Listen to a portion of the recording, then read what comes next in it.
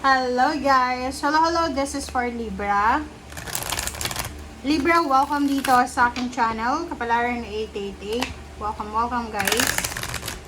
Alamin natin kung anong messages, vibration, gabay energy para sa inyong lahat. I hope na maka-resonate kayo dito. And please, kung bago ka sa channel ko, please like, share, and subscribe. Paki-press ang notification bell button guys. Okay.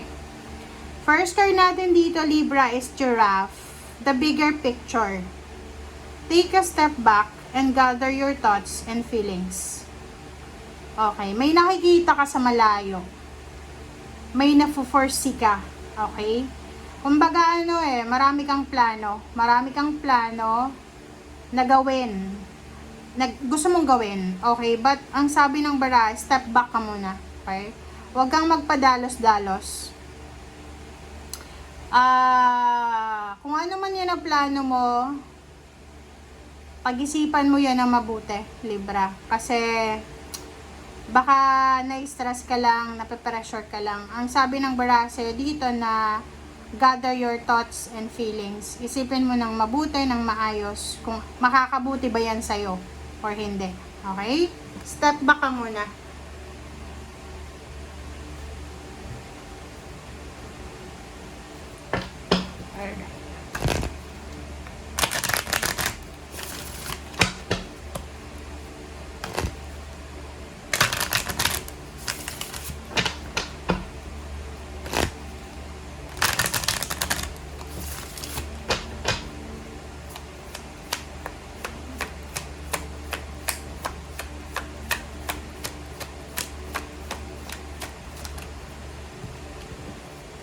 Okay, 3 cards, Libra. Protection, playtime, let yourself receive.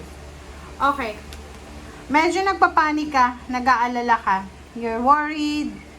Nag-aalala ka dito So, sinasabi ng bara sa'yo, huwag kang mag-alala.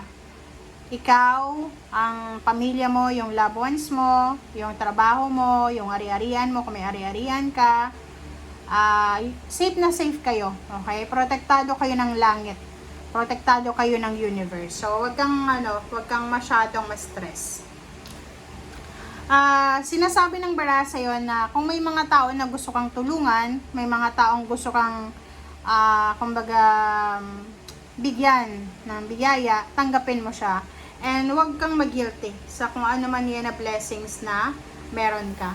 Playtime na to, sinasabi ng barahan na importante na maging masaya ka pa rin. Kumbaga, kahit may edad ka na, isipin mo na importante na may time ka para sa sarili mo, may time ka para tumawa, may time ka para mag-relax, may time ka para sa sarili mo. Okay? Alright.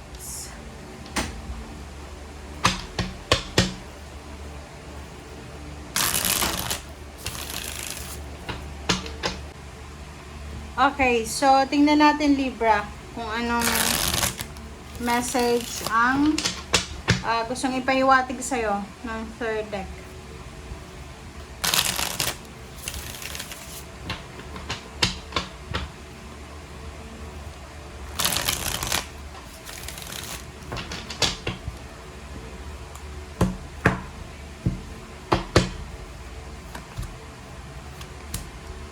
Okay. King of Air and 6 of Water. So, nakikita mo ba kung ano yung nakikita ko? Kasi yung barahan na to, yung King of Air, parang sinasabi sa'yo ng barahan na kailangan mo nang mag-move on, Libra. Okay? Or kumbaga, move forward ka na. Fast forward ka na dapat. Pero, may isang parang may part sa buhay mo. Maliit lang. May maliit na part sa buhay mo na parang inaalala mo yung mga past. Okay? Like, halimbawa lang. Ang halimbawa dito is nakipaghiwalay ka sa karelasyon mo. Tapos, buo na yung loob mo nakipaghiwalay ka na. Kasi may bago ka na. Parang ganon.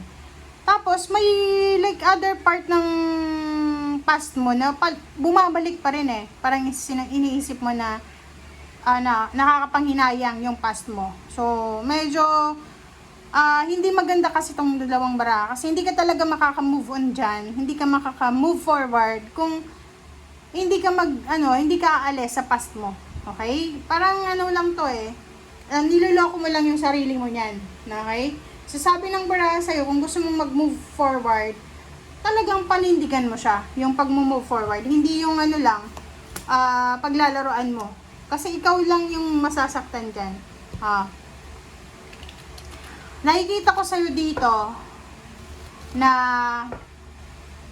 natatakot ka. Natatakot ka dito. Tingnan mo. Sa 7 of Air, natatakot ka. Ang sabi dito ng baraha, takot ka sa kung ano yung consequences. Takot ka sa kung ano yung posibleng mangyari. Kaya, parang half-half. Gusto mong umalis, pero hindi ko alam. Bakit? Ang gulo ng ano mo ang gulo ng isip mo sa ngayon. Or ang gulo ng mindset mo. Yung parang, gusto mo ng freedom, pero like, ganito yon. May iba na sinasabi na hindi na nila mahal yung asawa nila or karelasyon. So, kaya nga may bago na silang relasyon. Pero, pagkasama nila yung bagong relasyon nila, naiisip pa rin nila yung ex nila. So, parang gusto niyang i-keep yung dalawa, yung present, tsaka yung past. So, maguguluhan ka talaga. So, sabi ng damon dito, makinig ka sa kung ano yung sinasabi ng puso mo. Yun na nga, ang importante guys, diba, na huwag tayong magpadalos-dalos. Kaya, yun yung lesson learned natin, na pag meron tayong mga iniisip na gustong gawin, bigyan mo yung sarili mo ng isang buwan bago ka makapag-desisyon. Kasi talagang masisira ang mental health mo niyan. Diba? Sabi ko sa'yo nasa indecision ka, confused ka, hindi mo alam kung itutuloy mo ba or babalik ka, parang ganon. Like gusto mong mga ibang bansa, hindi mo alam kung itutuloy mo ba, or hindi mo alam kung mag-i-stay ka na lang, or kung nasa ibang bansa ka na, hindi mo alam kung uuwi ka na ba ng Pilipinas or mag-i-stay pa dyan. Ganon yung energy mo dyan. And yung iba talaga dito, love life to, pwedeng may bago ka na, tapos umalis ka na sa poder ng asawa mo, boyfriend, girlfriend, tapos gusto mo pang bumalik sa ex mo. Parang gano'n. So, medyo gulo ka talaga dito. Naguguluhan ka.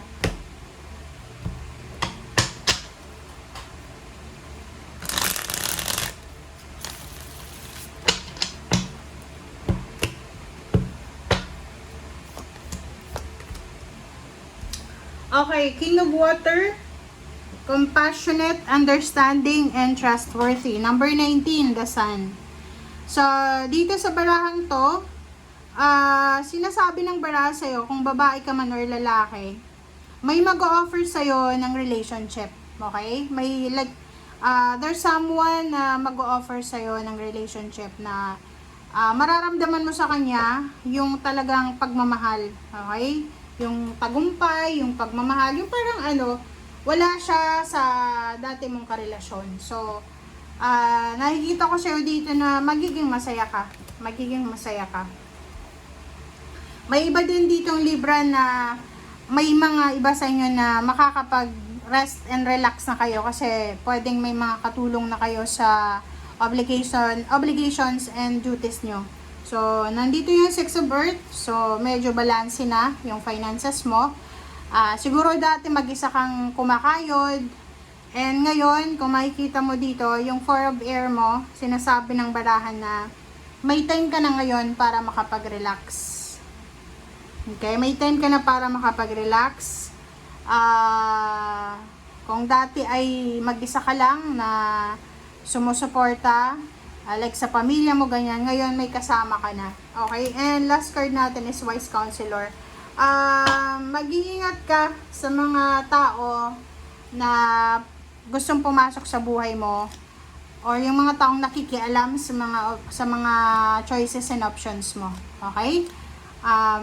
Yan guys. Okay? So, thank you guys for watching. Bye!